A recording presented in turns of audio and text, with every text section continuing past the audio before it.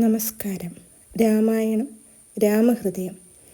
മനോഹരമായ അയോധ്യ നഗരത്തിൽ നിർമ്മലമായ രഘുവംശത്തിലെ അവതാരം, വിശ്വാമിത്ര മഹർഷിയോടൊന്നിച്ചുള്ള വനയാത്ര, അദ്ദേഹത്തിൻ്റെ യാഗരക്ഷ, അഹല്യ ശാപമോക്ഷം, ത്രയംബക ശാപഭഞ്ജനം, സീതാപരിണയം, പരശുരാമ ഗർവശമനം, 12 കൊല്ലം ഞാൻ ഒന്നിച്ചുള്ള അയോധ്യാവാസം, ദണ്ഡകാരണ്യ ഗമനം, വിരാതവധം, മായമാരീച നിധനം, സീതാഹരണം, ജടായു സൽഗതി, കബന്ധൻ്റെ ശാപമോക്ഷം, ശബരി സൽക്കാരം, സുഗ്രീവ സഖ്യം, ബാലീവധം, സീതാന്വേഷണം, സേതുബന്ധനം, വാനര സൈന്യസമേതം ലങ്കാനിരോധനം, ഇന്ദ്രജിത്തിൻ്റെയും രാവണൻ്റെയും മറ്റു രാക്ഷസരുടെയും വധം, വിഭീഷണൻ ലങ്കാരാജ്യദാനം, പുഷ്പക വിമാനത്തിൽ അയോധ്യയിലേക്കുള്ള പ്രത്യാഗമനം, ഇപ്പോൾ നടന്ന പട്ടാഭിഷേകം, ഇവയെല്ലാം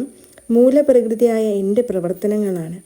അവയെ നിർവികാര സ്വരൂപിയും സർവാത്മാവുമായ രാമൻ്റെ കർമ്മങ്ങളായി അജ്ഞന്മാർ തെറ്റിദ്ധരിക്കുകയാണ് ചെയ്യുന്നത്. രാമൻ നടക്കുന്നില്ല, നിൽക്കുന്നില്ല, ദുഃഖിക്കുന്നില്ല, ഒന്നും ആഗ്രഹിക്കുന്നില്ല, ഒന്നും ഉപേക്ഷിക്കുന്നില്ല, യാതൊന്നും ചെയ്യുന്നില്ല. ആനന്ദസ്വരൂപനും നിശ്ചലനും മാറ്റങ്ങളില്ലാത്തവനുമാണ്. മായയുടെ 3 ഗുണങ്ങളിലൂടെ ഈ വക പ്രവർത്തനങ്ങളും വികാരങ്ങളുമുള്ളവനായി തോന്നപ്പെടുകയാണ്. പ്രകൃതിയുടെ ഗുണങ്ങളായ രേജസ്, സത്വം, തമസ് ഇവയിലൂടെ നോക്കുമ്പോൾ പ്രപഞ്ചത്തിൻ്റെ സൃഷ്ടിസ്ഥിതി സംഹാര കർമ്മങ്ങൾ രാമൻ്റെ പ്രവർത്തനങ്ങളായി തോന്നപ്പെടുകയാണ് ചെയ്യുന്നത്. ഇതിനെ വിചാരം ചെയ്ത് ബോധിക്കൂ, ഇങ്ങനെ ഉപദേശിച്ച് സീതാദേവി നിർത്തി. അനന്തരം ശ്രീരാമൻ തന്നെ ഹനുമാന് തത്വോപദേശം ചെയ്തു. ആഞ്ജനേയ, ശ്രദ്ധിച്ചു കൊള്ളുക. ഞാൻ നിനക്ക് ആത്മാവ്, അനാത്മാവ്, പരമാത്മാവ് ഇവയുടെ ലക്ഷണം പറഞ്ഞു തരാം. ആകാശത്തിൻ്റെ ഉപമയിലൂടെയാവുമ്പോൾ അത് കൂടുതൽ സ്പഷ്ടമാവും. ആകാശത്തിന് 3 വിധ ഭേദങ്ങൾ തോന്നപ്പെടുന്നുണ്ട്. എങ്ങും നിറഞ്ഞ ഒഴിവാണ് മഹാകാശം. ഒരു കുളം കുഴിച്ച് അതിൽ വെള്ളമുണ്ടാകുന്നതിന് മുൻപ് ആ കുളത്തിൽ പരിച്ഛിന്നമായി തോന്നപ്പെടുന്ന ആകാശത്തെ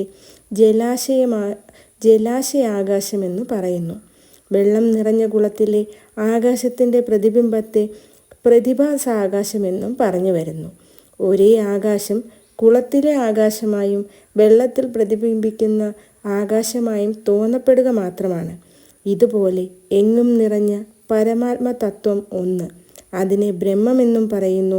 ബ്രഹ്മത്തിൽ അവിദ്യ കൊണ്ട് ബുദ്ധി വികസിക്കുന്നു. ബുദ്ധിയുടെ ഉള്ളിൽ പരിച്ഛിന്നമായി തോന്നപ്പെടുന്ന പരമാത്മ തത്വത്തെ ആത്മാവെന്ന് പറയുന്നു. ആത്മാവ് ബുദ്ധിയിലെ വൃത്തികളിൽ പ്രതിബിംബിക്കുമ്പോൾ ആ പ്രതിബിംബത്തെ ജീവൻ എന്നും പറയുന്നു. ജീവൻ്റെ സങ്കല്പങ്ങളാണ് ജഗത്തായി തോന്നപ്പെടുന്നത്. അവിദ്യ എന്നാൽ ആത്മവിസ്മൃതിയാണ്. ആത്മാവിൽ ആത്മവിസ്മൃതി നിലനിൽക്കില്ല. അതിനാൽ അവിദ്യ സത്യമല്ല.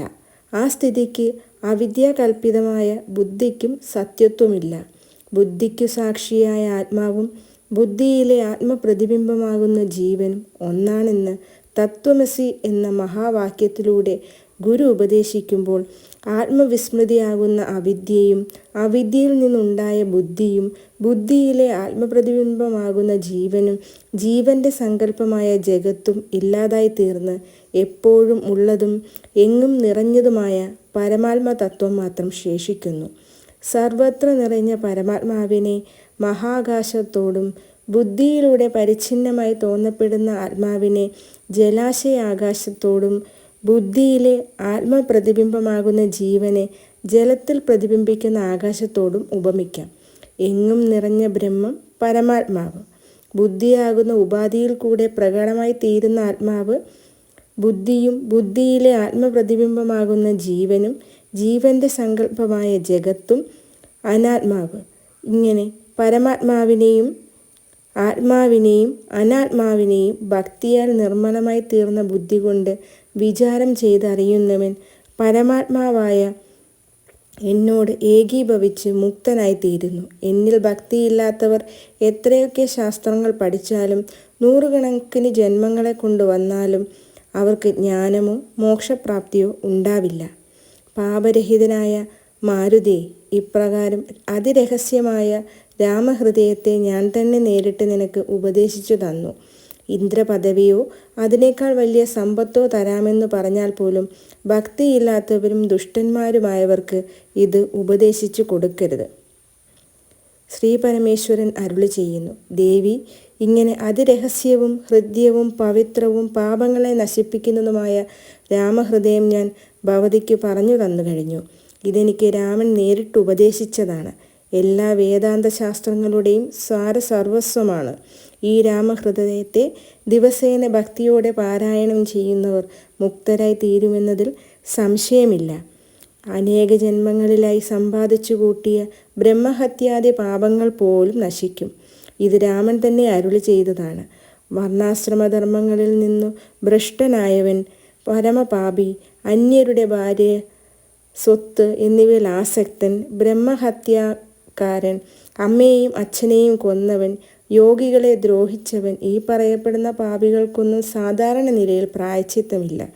എന്നാൽ അവർ പോലും ദിവസേന ഭക്തിയോടെ രാമനെ പൂജിക്കുകയും രാമഹൃദയം ശ്രദ്ധയോടെ പഠിക്കുകയും ചെയ്യുകയാണെങ്കിൽ ക്രമേണ പാപം നശിച്ച് ഭക്തി വളർന്ന് യോഗിശ്രേഷ്ഠന്മാർക്ക് പോലും ലഭിക്കാൻ പ്രയാസമായതും എല്ലാ ദേവന്മാരാലും പൂജിക്കപ്പെടുന്നതുമായ പരമപദത്തെ പ്രാപിച്ച് മുക്തരായിത്തീരും. നന്ദി.